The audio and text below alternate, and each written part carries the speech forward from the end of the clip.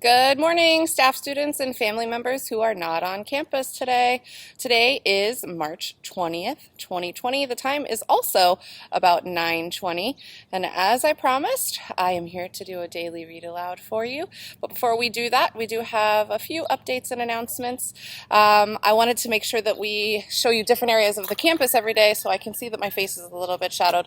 But know that I'm sending love through the camera and that we are all thinking about you, even though we cannot be together. So, in terms of announcements, if your child has medications at the school and you are in need of them, you can come and pick them up today.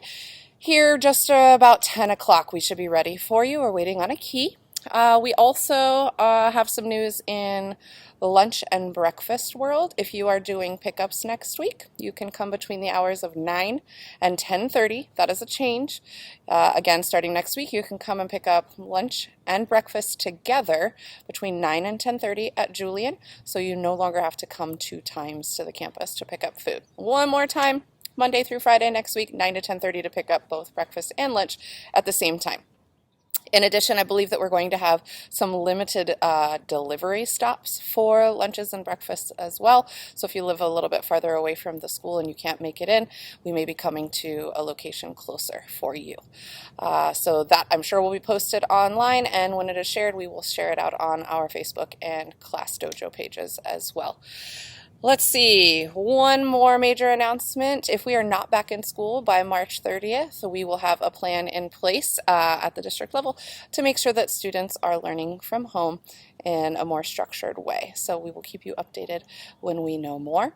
Right now, though, I want to take a minute to wish a happy birthday to some of our students.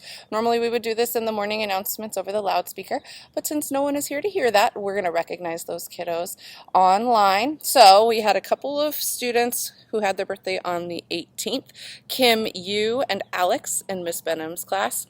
Happy birthday! When you come back to school, we can give you a birthday pencil and a proper birthday hug. But for now, we're going to send a happy birthday over the airwaves. And then also today, it is Nathan's birthday in Miss Cicada's class. So happy birthday, Nathan. We are celebrating with you from all over the city. All right, today's book is Wemberly Worried by Kevin Hanks. I love this book, and I think it's super appropriate for right now for kids and adults alike. So we'll jump into it and then talk a little bit at the end. I hope you enjoy the story. Big things, little things. Oh, sorry. Wemberly worried about everything. Big things, little things, and things in between. Wemberly worried in the morning, she worried at night, and she worried all throughout the day. That might sound like some of us right now. You worry too much, said her mother. When you worry, I worry, said her father. Worry, worry, worry, said her grandmother. Too much worry.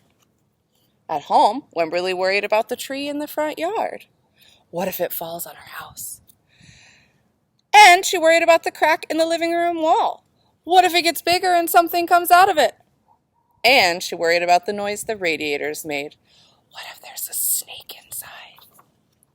At the playground, Wemberly worried about the chains on the swings and the bolts on the slide and the bars on the jungle gym. And she always worried about her doll, Petal. Shouldn't Petal have a car seat too? I found her, sweetie. Oh, good, Petal's not lost forever. I will wait for you, Petal, when she's in the laundry.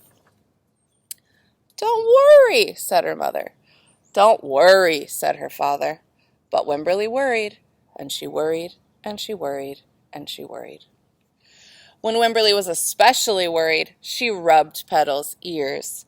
Wemberly worried that if she didn't stop worrying, Petal would have no ears left at all. On her birthday, Wemberly worried that no one would come to her party.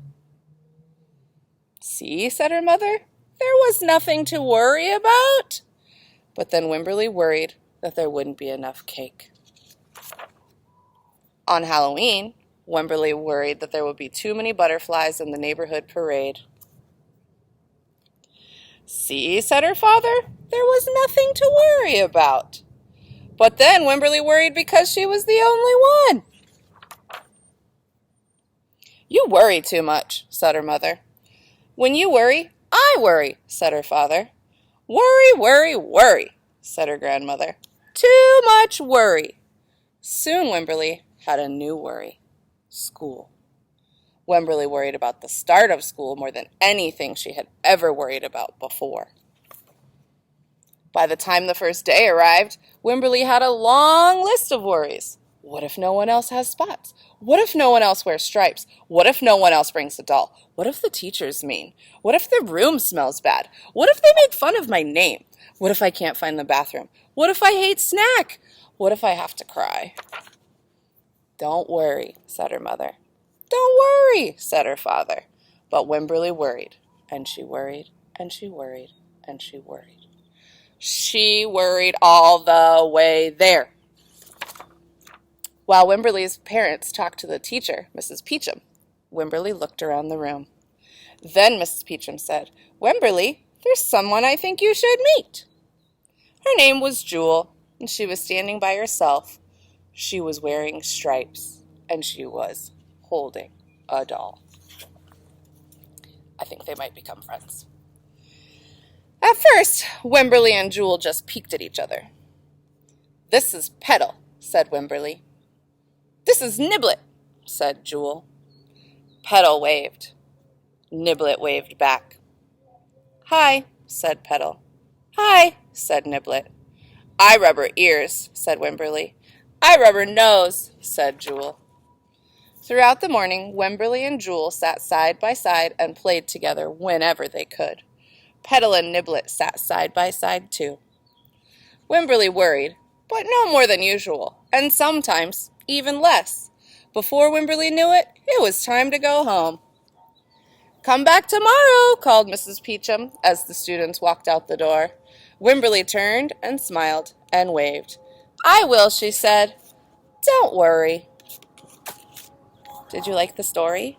I picked this story especially for all of you right now because there's kind of a lot happening in the world, and you're probably worried that you're not getting to come to school every day. But you don't need to worry. Your mommies, your daddies, your grandmas, your grandpas, whoever you stay with will take care of you, and we will plan school for you, and it will be great when you are able to come back. But right now, don't worry about anything. Wash your hands a lot. Take care of yourself. Be nice to your family, but don't worry. We love you, and we will see you tomorrow.